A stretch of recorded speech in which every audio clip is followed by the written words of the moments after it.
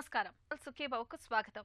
ఈ రోజు సుఖీభవలో బ్లాకులు లేకుండానే గుండెపోటు, మైగ్రేన్ కి కారణం అవేనట. పండ్లను అతిగా తింటున్నారా? మలబద్ధకంతో పొట్టలో నొప్పి, ఇంకా హెల్త్ టిప్. గుండెకు రక్తాన్ని సరఫరా చేసే ప్రధాన రక్తనాళాలు మూసుకుపోయాయని, అందుకే గుండెపోటు వచ్చిందనే మాటల్ని మనం తరచుగా వింటూ ఉంటాం. కానీ రక్తనాళాలు మూసుకుపోనప్పటికీ, వాటిలో ఎలాంటి బ్లాకులు లేకున్నప్పటికీ కొంతమందిలో గుండెపోటు వస్తూ ఉంటుంది. ఈ రకమైన హార్ట్అటాక్ ని myocardial infarction with non obstructive coronary arteries అని వాడుకలో మినోకా అని పిలుస్తారు. ఈ మధ్య కనిపిస్తున్న గుండెపోటు కేసుల్లో చాలా మందిలో మినోకా తరహావి ఎక్కువగా ఉంటున్నాయని చెబుతున్నారు డాక్టర్లు. ఈ నేపథ్యంలో మినోకా హార్ట్అటాక్స్ గురించి ఇప్పుడు తెలుసుకుందాం.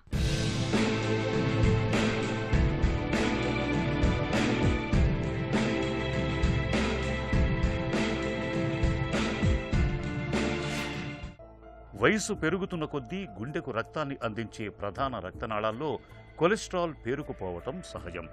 ఈ కొలెస్ట్రాల్ క్రమంగా పెరుగుతూ చివరికి గుండెపోటును తెచ్చిపెడుతుంటుంది. అయితే గుండెపోటు బారిన పడ్డ కొంతమందిని పరిశీలించినప్పుడు వారి యాంజియోగ్రామ్లలో రక్తనాళాల్లో బ్లాకులేవీ ఉండవు. బ్లాకులేవీ లేకపోయినా మరి వాళ్లకు గుండెపోటు ఎందుకు వచ్చింది, ఎలా వచ్చింది? గుండె రక్తనాళాల్లో కొలెస్ట్రాల్ లేనప్పటికీ కొన్నిసార్లు గుండె కండరం దెబ్బతినవచ్చు. ఇలా గుండె కండరం దెబ్బతినటం వల్ల రక్తనాళాల్లో బ్లాకులు లేనప్పటికీ గుండెపోటు వచ్చే అవకాశం ఉంటుంది. ఈ రకమైన గుండెపోటును myocardial infarction with non obstructive coronary arteries అని, వాడుకలో మినోకా అని పిలుస్తారని చెబుతారు డాక్టర్లు. ఈ హార్ట్ అటాక్ అనేది రావడానికి ఏంటంటే ఈ బ్లాకేజెస్ అనేవి ఈ మేజర్ రక్తనాళాలలో ఉంటాయి. వీటిని ఏంటంటే మనం ఎపికార్డియల్ వెసల్స్ అంటాం. కానీ ఇక్కడ మనం ఇన్ని సంవత్సరాల నుంచి బాగా నిర్లక్ష్యం చేస్తున్న ఏంటంటే మనకి మేజర్ రక్తనాళాలు బాగున్నా కానీ కరోనరీ మైక్రోవాస్కులర్ డిస్ఫంక్షన్ వలన కూడా మనకి హార్ట్ అటాక్స్ అనేది రావచ్చు. మనకి ఈ మేజర్ రక్తనాళాల్లో బ్లాక్స్ ఏమి ఉండవు, కానీ ఈ మైక్రోవాస్కులర్ డిస్ఫంక్షన్ వల్ల ఈ హార్ట్ అటాక్ అనేది జరుగుతుంది. నెక్స్ట్ ముఖ్య కారణం ఏంటంటే కరోనరీ ఆర్టరీ స్పాజం. అంటే ఏంటి? కరోనరీ ఆర్టరీలో బ్లాకు <50% ఉండి మనకి కరోనరీ ఆర్టరీ అనేది స్పాజంలోకి వెళ్ళిపోతుంది. ఈ కరోనరీ ఆర్టరీ స్పాజంలోకి వెళ్ళిపోవటం వల్ల మనకి ఈ కరోనరీ ఇస్కీమియా కానీ లేదా మనకి హార్ట్ అటాక్ కానీ సంభవించవచ్చు. కొన్నిసార్లు బ్లాకులు లేకుండా మనకి కరోనరీ ఆర్టరీ ఎంబోలిజం ఇన్ఫెక్షన్ వల్ల అవ్వచ్చు, థ్రాంబస్ వల్ల అవ్వచ్చు, ట్యూమర్ వల్ల అవ్వచ్చు. అంటే బాడీలో వేరే పార్ట్స్ నుంచి మనకి ఈ మైక్రో ఎంబోలిక్ పార్టికల్స్ గుండెకెళ్ళే రక్తనాళాలలో లోపల చివరి వరకు వెళ్ళిపోయి మనకి గుండె యొక్క రక్త సరఫరా అనేది తగ్గుతుంది. అంటే ముఖ్యంగా ఏంటంటే మనకి బ్లాకులు <50% ఉన్నా కానీ మనం ఈ మైక్రో వెసల్స్లో బ్లాక్స్ వల్ల కానీ, అదేవిధంగా కరోనరీ ఆర్టరీ స్పాజం వల్ల కానీ, ఎంబోలిజం వల్ల కానీ మనకి ఈ హార్ట్ అటాక్ కానీ మయోకార్డియల్ ఇస్కీమియా కానీ రావచ్చు. రక్తనాళాల్లో బ్లాకులేవీ లేకుండానే గుండెపోటు వచ్చే అవకాశం పురుషులతో పోలిస్తే మహిళల్లో ఎక్కువగా కనిపిస్తోంది. గుండె రక్తనాళాలు తాత్కాలికంగా కుంచుకుపోవటం అనేది మహిళల్లో ఎక్కువ. ఈ కారణంగానే స్త్రీలలో బ్లాకులు లేకుండానే గుండెపోటు వచ్చే అవకాశాలు ఎక్కువగా ఉంటాయని చెబుతారు డాక్టర్లు. గుండె రక్తనాళాల్లో ఇప్పటికే ఏర్పడిన కొవ్వు గడ్డల్లో పగుళ్ళు, చీలికలు ఏర్పడినప్పుడు, గుండెకు రక్తాన్ని మోసుకెళ్లే సూక్ష్మ రక్తనాళాల్లో కొలెస్ట్రాల్ పేరుకుపోయినప్పుడు, దేహంలో వేరే చోట ఏర్పడిన రక్తపు గడ్డలు గుండె రక్తనాళాల్లోకి చేరినప్పుడు, గుండె కండరం దెబ్బతిన్నప్పుడు, ఇలాంటి సందర్భాల్లో మినోకా అంటే బ్లాకులు లేకుండానే గుండెపోటు వచ్చే అవకాశాలు ఎక్కువగా ఉంటాయి. అలాగే చిన్న వయసు వారిలోనూ, పొగ తాగే అలవాటు ఉన్న వారిలోనూ బ్లాకులు లేకుండా గుండెపోటు వచ్చే ప్రమాదం ఎక్కువగా ఉంటుంది.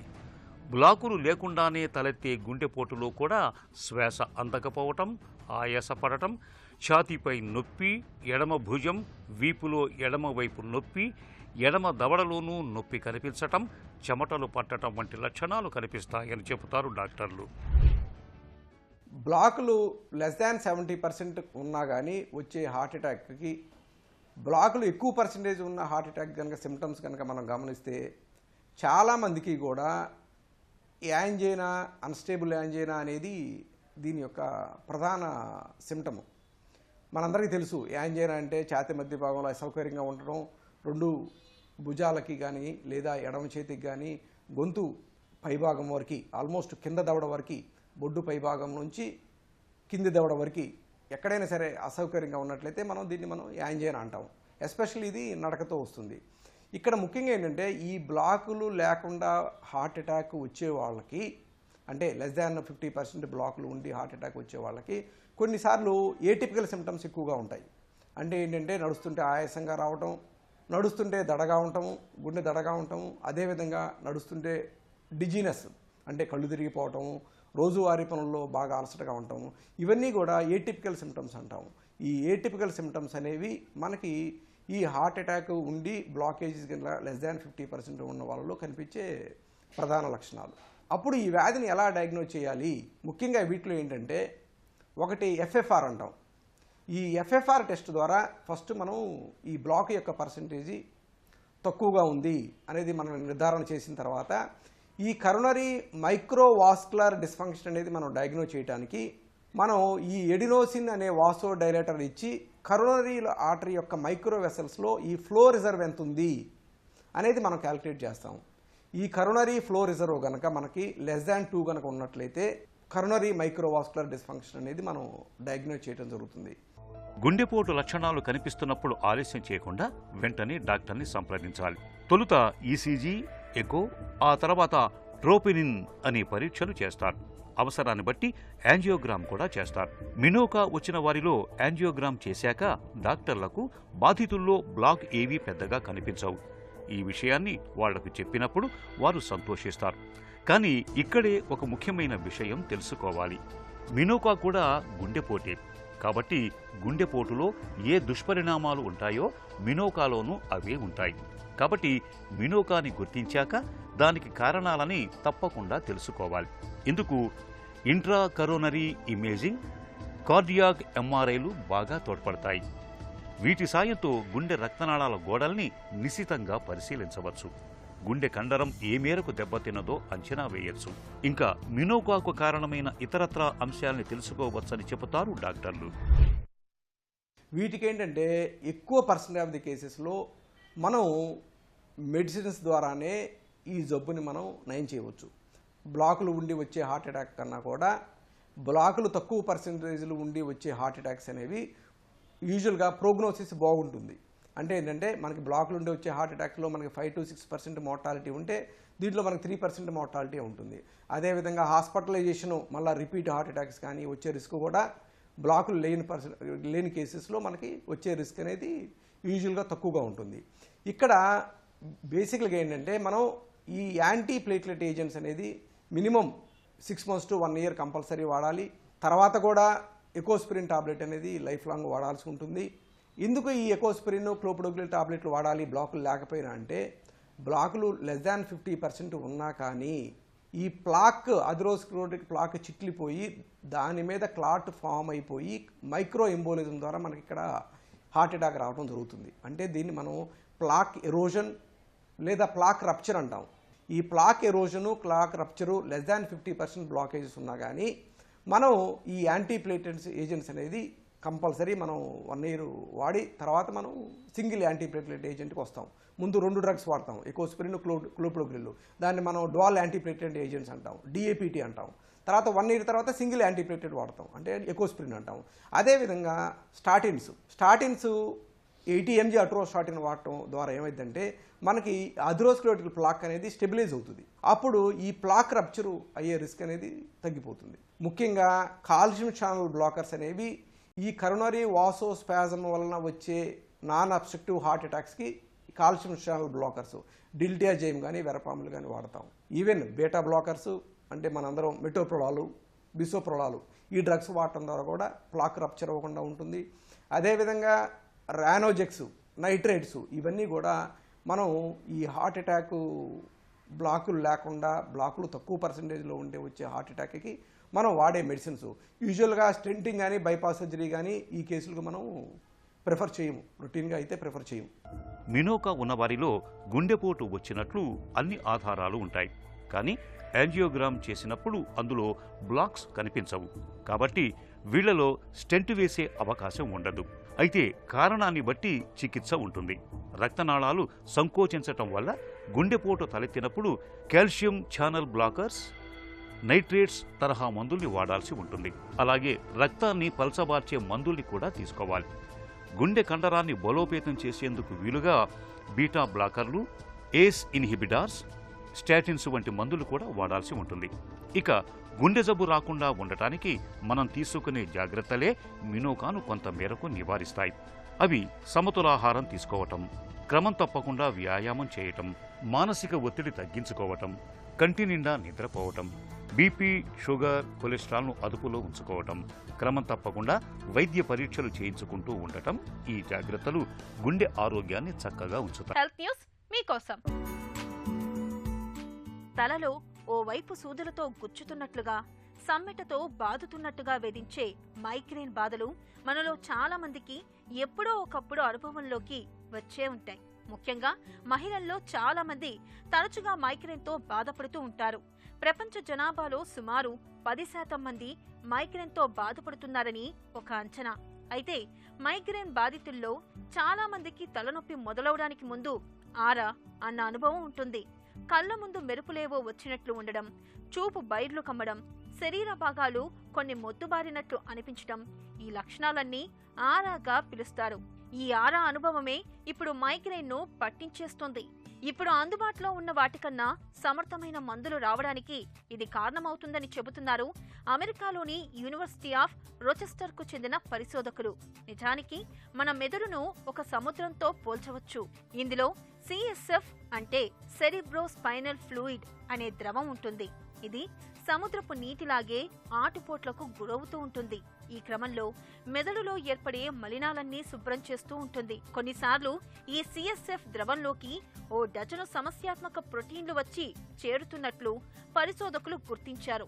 ఈ ప్రోటీన్లు మెదడులో మన చూపును నియంత్రించే చోటుకు వచ్చినప్పుడు మనకు ఆరా అనుభవంలోకి వస్తున్నట్లు శాస్త్రవేత్తలు కనిపెట్టారు. ఈ సమస్యాత్మక ప్రోటీన్లు అన్నీ మెదడులో ఓవైపు వస్తేనే అది మైగ్రేన్ గా మారుతుందని తేలింది.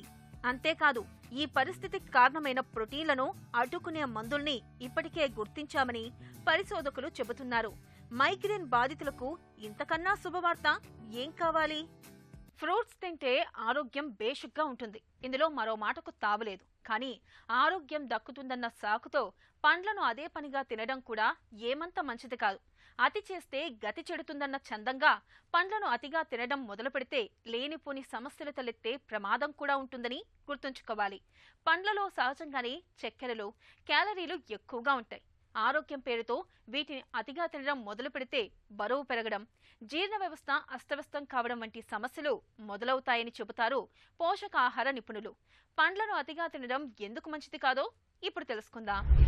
ఫ్రూట్స్ అనగానే అందరూ జ్యూస్ ఎక్కువగా ప్రిఫర్ చేస్తూ ఉంటారు.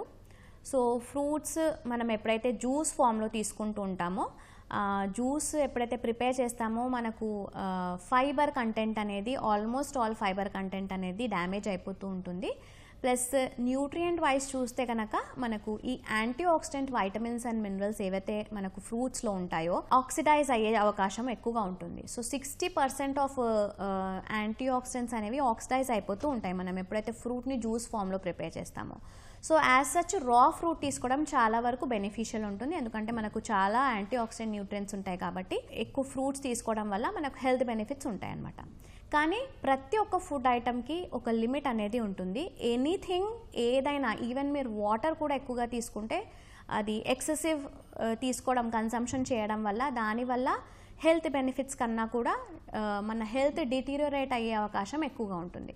సో ఎప్పుడైతే మనం ఫ్రూట్స్ ఎక్కువ శాతంలో అంటే 2 to 3 fruits per day or 300 to 400 or maximum 500 grams వరకు మనము కన్జ్యూమ్ చేయొచ్చు.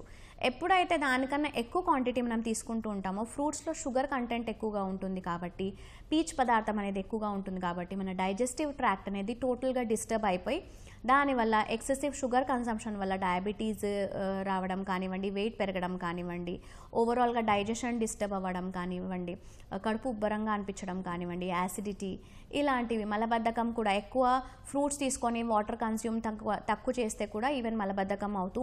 అతిగా తిన్నప్పుడు, అజీర్తి చేసినప్పుడు పొట్టలో కాస్త నొప్పిగా అనిపించడం మామూలే. ఇలాంటప్పుడు కొద్దిపాటి ఉపశమన చర్యల్ని తీసుకుంటే చాలు, పొట్టలో నొప్పి తగ్గిపోతుంది. అయితే కొంతమందికి చాలా తరచుగా పొట్టలో నొప్పి వచ్చిపోతూ బాగా ఇబ్బంది పెడుతూ ఉంటుంది. ఇలాంటి నొప్పి వెనక చాలా సందర్భాల్లో మలబద్ధకం ప్రధాన కారణంగా ఉండే అవకాశం ఉందని చెబుతారు డాక్టర్లు.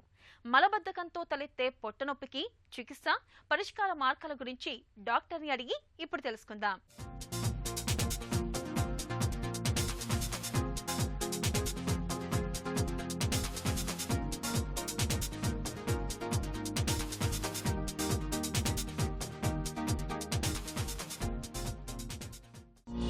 పొట్టలో నొప్పికి ఎలాంటి కారణాలను చెప్పుకోవచ్చు?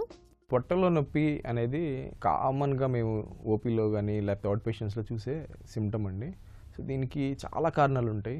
ఇండైజేషన్ ఆర్ గ్యాస్ ప్రాబ్లం, రెండోది గాల్ బ్లాడర్లో నొప్పి, లేకపోతే మనకి పేగుల్లో వాపు, ఇలాగా చాలా ఉంటాయి. సో దాంట్లో ప్రధానంగా మేము ఎక్కువగా చూసేది ఈ మలబద్ధకం వల్ల కూడా పొట్టలో నొప్పి అనేది ఎక్కువ చూస్తూ ఉంటాం. సో ఈ మలబద్ధకంలో పొట్టలో నొప్పికి నార్మల్ వేరే గ్యాస్ నొప్పులకి డిఫరెన్స్ ఎలా ఉంటుందంటే, ఈ మలబద్ధకంలో కనుక కడుపులో నొప్పి వస్తే మనకి పొట్ట ఎస్పెషల్లీ లోవర్ అబ్డామెన్లో పెయిన్ ఎక్కువ చెప్తూ ఉంటారు. ఎస్పెషల్లీ బొడ్డు కింద భాగంలో, ఈ కింద వైపు అక్కడ కొంచెం గ్యాస్ పట్టేసి ఒక స్పాస్మోడిక్ పెయిన్ అంటారు. అంటే అట్లా కొద్దిగా పెరిగినట్టు నొప్పి ఉండడం, ఏదర్ గ్యాస్ మోషన్ బయటకు వెళ్ళిన తర్వాత ఆ నొప్పి తగ్గడం అనేది చాలా కామన్గా చెప్పే ఈ మలబద్ధకంతో అసోసియేట్ అయిన పొట్టలో నొప్పి సిమ్టమ్ అనమాట. ఇంకో రకంగా చెప్పాలంటే మలబద్ధకం వల్ల గ్యాసెస్ ట్రాప్ అయ్యి పెయిన్ వస్తూ ఉంటుంది. ఇది కూడా పొట్టలో నొప్పికి ఒక ముఖ్యమైన కారణంగా చెప్పుకోవచ్చు. మలబద్ధకానికి పొట్ట నొప్పికి సంబంధం ఉందా? మోషన్ వెళ్ళకపోతే అక్కడ బ్యాక్టీరియా అనేది ఎక్కువ జమ అయిపోయి గ్యాసెస్ ఫామ్ అవుతాయి. అంటే కొంచెం ఫెర్మెంట్ అయిపోయి గ్యాసెస్ ఎక్కువ ప్రొడ్యూస్ అవుతాయి. సో ఈ గ్యాసెస్ ఎక్కువ రావడం వల్ల పేగులో ట్రాప్ అయిపోయి, సో మనకి ఒక కడుపంతా టైట్గా అయిపోయినట్టు, కొంచెం భారంగా ఉండడం, నొప్పి అనేది స్టార్ట్ అవుతుంది. సో మలబద్ధకం అండ్ ఈ కడుపు నొప్పి అనేది almost going hand to hand అండి. సో ఎక్కువ మందికి మోషన్ సరిగ్గా అవ్వక చాలా మలబద్ధకంతో ఫేస్ అవుతున్న వాళ్ళకి కడుపు నొప్పి అనేది చాలా కామన్ సిమ్టమ్. పొట్టలో నొప్పిని ఎప్పుడు పట్టించుకోవాలి? 60-65 ఏళ్ళు పైబడిన వాళ్ళకి, కొత్తగా మలబద్ధకం కనుక డెవలప్ అయినా, లేకపోతే నొప్పి ఇంటెన్సిటీ అనేది రోజు రోజుకి క్రమేణా పెరుగుతూ పోతా ఉన్నా, సో ఈ పొట్ట నొప్పితో పాటు కొంత బరువు తగ్గడము, ఆకలి తగ్గడము అండ్ వాంతులు ఆర్ మోషన్లతో పాటు రక్తం పడ్డము, ఇలాంటి ఏమైనా కొత్త సిమ్టమ్స్ కనుక వాళ్ళు చెప్తా ఉంటే ఇలాంటి కండిషన్స్ని మనం తేలిగ్గా తీసుకోవడానికి వీల్లేదు. ఎందుకంటే పేగు సంబంధించిన క్యాన్సర్లు ఏమైనా ఉన్నాయా అనేది, ఇలాంటి సిమ్టమ్స్ కనుక ఉంటే మనం ఖచ్చితంగా వాటిని ఎవాల్యుయేట్ చేయాల్సి ఉంటుంది. పొట్టలో నొప్పి సమస్యగా మారినప్పుడు ఎలాంటి పరీక్షలు చేస్తారు? బేసిక్గా వీళ్ళకి మేము first and foremost routine blood test like haemoglobin check చేస్తామండి. సో ఎందుకు ఇంపార్టెంట్ అంటే మలబద్ధకంతో పాటు ఎనీమియా అంటే రక్తం హీనత ఉంటే, సో మనం ఫస్ట్ ఏమన్నా పేగుల్లో లీక్ అవుతుందా, ఏమన్నా అల్సర్లు ఫామ్ అయినాయా, గడ్డలు ఏమైనా ఉన్నాయా అనేది చూసుకోవాలి. అంతేకాకుండా వీళ్ళకి చాలా కామన్గా మేము టెస్ట్ చేసేది థైరాయిడ్ టెస్ట్ అండి. సో థైరాయిడ్ ప్రాబ్లం ఉన్న వాళ్ళకి ఎక్కువ % మలబద్ధకం అనేది వస్తూ ఉంటుంది. సో ఈ రెండు కంపల్సరీగా మేము అడ్వైజ్ చేస్తూ ఉంటాం. సో సిమ్టమ్స్ని బట్టి, తీవ్రతను బట్టి మనం సిటీ స్కానింగ్ కానీ కొలనోస్కోపీ అనే టెస్ట్ కానీ అడ్వైజ్ చేస్తూ ఉంటాం. ఈ సిటీ స్కానింగ్, కొలనోస్కోపీ అనేది ఎవరిలో చేస్తామంటే, సో ఎవరికైనా పేగులో బ్లాక్ అయినట్టు అనిపించడం, అంటే సడన్గా కడుపు నొప్పి విపరీతంగా రావడం, లేకపోతే మోషన్తో పాటు రక్తం పడడం, చాలా రక్తహీనత ఉండడం, అంతేకాకుండా బాగా బరువు తగ్గడము, ఆహారం తీసుకోలేకపోవడం, ఇట్లాంటి ఏమన్నా సిమ్టమ్స్ కనుక ఈ మలబద్ధకంతో పాటు చెప్తూ ఉంటే వాళ్ళని ఖచ్చితంగా సిటీ స్కానింగ్, కొలనోస్కోపీ అనేది అడ్వైస్ చేస్తూ ఉంటాం. పొట్టలో నొప్పికి చికిత్స ఎలా ఉంటుంది? చాలామందికి ఫస్ట్ డైట్లో వచ్చేసరికి వాటర్ ఎక్కువ తాగడం, గోరువెచ్చని నీళ్ళు పొద్దున్న వెళ్ళగానే ఒక 2 గ్లాసులు నీళ్ళు తాగడం, అండ్ కాయగూరలు, కూరగాయలు, పండ్లు. సో పండ్లు వచ్చేసరికి యాపిల్, లేకపోతే గావా అంటే మనకి ఇవి జామకాయలు, ఆరెంజెస్, ప్రూన్స్, కివి, ఇట్లాంటి ఎక్కువ పీచు పదార్థం ఉంటాయి. ఇలాంటి ఫ్రూట్స్ అనేది ఎక్కువ అడ్వైజ్ చేస్తూ ఉంటాం. సో ఒక సేయింగ్ కూడా ఉందండి, 2 kiwis a day constipation at bay అని. అంటే మనం రోజు కనుక 2 కివీ పళ్ళు తీసుకుంటే విత్ ఆ తొక్కతో పాటు, సో మనకి మోషన్ ఫ్రీగా అనేది అయిపోతుంది. ఎందుకంటే దాంట్లో చాలా ఫైబర్ అనేది మనకి లభిస్తుంది. ఇంతేకాకుండా మనకి ఆహారంలో కూడా బ్రౌన్ రైస్ తిన్నాం, దాంట్లో ఎక్కువ ఫైబర్ ఉంటుంది. సో రాగులు, సజ్జలు, జొన్నలు వీటిలో కూడా ఎక్కువ ఫైబర్ ఉంటుంది. కీన్వా ఇలాగా ఫైబరు శాతాన్ని మన ఆహారంలో పెంచుకోవడానికి ట్రై చేయాలి. సో ఇంతేకాకుండా నాన్ వెజిటేరియన్ ఫుడ్ అండి. సో ఎస్పెషల్లీ ఈ వేడి చేసే ఫుడ్స్ అంటారు, like chicken, mutton, fish, prawns, eggs, milk, ఇవన్నీ కూడా యానిమల్ ప్రోడక్ట్స్. వీటిలో ఒక చిన్న ఫైబర్ కూడా ఉండదు. సో ఇవి ఆహారంలో ఎంత మినిమైజ్ చేసుకుంటే అంత మలబద్ధకానికి మంచిది. సో వీటిని వారానికి ఒకసారో లేకపోతే 2 సార్లు, అది కూడా మనం ఒక పూటే తీసుకోవడం, దాంతోపాటు ఎక్కువ ఫ్రూట్స్, సలాడ్స్ తీసుకోవడం ద్వారా కొంతవరకు మలబద్ధకానికి హెల్ప్ఫుల్ అవుతుంది. ఇంతేకాకుండా ఫిజికల్ యాక్టివిటీ. సో ఇప్పుడున్న మన దినచర్యల వల్ల కూడా మనం ఎక్కువ సెడెంటరీ లైఫ్ స్టైల్కి అలవాటు పడుతున్నాం. సో వీళ్ళందరూ కూడా వీలైనంత వరకు కొంచెం ఫిజికల్గా యాక్టివ్గా ఉండేది చూసుకోవాలి. ఏదో ఒక వాకింగో, జాగింగో, లేకపోతే ఏదో ఒక స్పోర్ట్ ఆడడమో. సో ఇవన్నీ చేసినా కూడా కొంతమందికి కొంత మలబద్ధకం అనేది ఉండిపోతుంది. అలాంటి వాళ్ళకి చాలా ట్రీట్మెంట్స్ ఉన్నాయండి. సో వాటిలో వచ్చేసరికి లాక్సేటివ్స్ అంటారు. సో బల్క్ లాక్సేటివ్స్ అని, స్టిమ్యులేటివ్ లాక్సేటివ్స్ అని, లేకపోతే ఇంకా అలా చాలా ఉన్నాయండి. సో ఇవన్నీ కూడా చాలా సేఫ్ అండ్ లాంగ్ టర్మ్గా కూడా సేఫ్టీ డేటా చాలా ఉంది. ఇవి వాడడం వల్ల ఫ్యూచర్లో వాళ్ళకి సైడ్ ఎఫెక్ట్స్ కానీ, ఫ్యూచర్లో ప్రాబ్లమ్స్ కానీ రావు. మలబద్ధకాన్ని 100 రోగాల పెట్టుగా చెప్పుకోవచ్చు. మలబద్ధకాన్ని వదిలించుకోకపోతే పొట్ట నొప్పితో పాటు మరెన్నో సమస్యలు చుట్టుముట్టే అవకాశం ఉంటుంది. కాబట్టి మలబద్ధకం ఉన్నప్పుడు ఆహారపరమైన జాగ్రత్తల్ని తీసుకోవడంతో పాటు అవసరమైతే తగిన వైద్య సాయం కూడా పొందాలి. ఒక చిన్న చిట్కా మీకోసం. కిడ్నీలో రాళ్లతో బాధపడుతున్నప్పుడు నిత్యం కొద్దిగా తులసి రసానికి కొంచెం తేనెను కలిపి తీసుకుంటూ ఉండండి. కొంతకాలానికి కిడ్నీలో రాళ్ళు వాటంతటా అవే కరిగిపోయే అవకాశం ఉంటుంది.